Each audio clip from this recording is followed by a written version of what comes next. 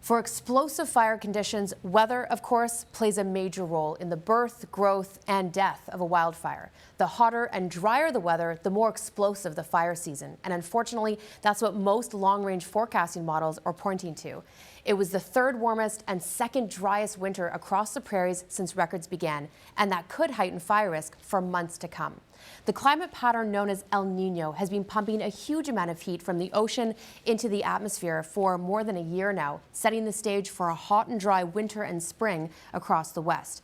El Niño is beginning to weaken, but it takes time for the cooler effects to kick in, not until usually the fall. And even then, it's not a certainty. And with a warming climate, our new normal temperatures across the West are also climbing.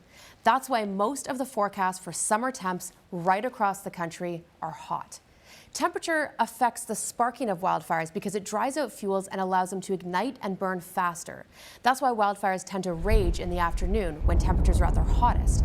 That heat has meant extreme fire danger ratings from BC through to parts of northern Ontario. Even though BC received a good amount of snow this winter, April temperatures were the warmest ever on record for the province, so all that snow melted way too early. May snow levels are now less than half of the normal for this time of the year, so there's no more melted snow to pass through and moisten the watersheds later in the season. It's the same story across the U.S. western mountain ranges too. So what's the hope for a turnaround? Rain, of course. A good soaking in June can significantly counteract the conditions in place already.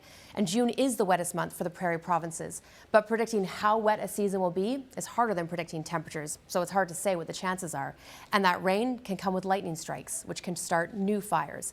All eyes will be watching for that rain, though. The Fort McMurray fire is just one of several out-of-control blazes across the West right now that will keep burning until the rain comes. Johanna Wagstaffe, CBC News, Vancouver.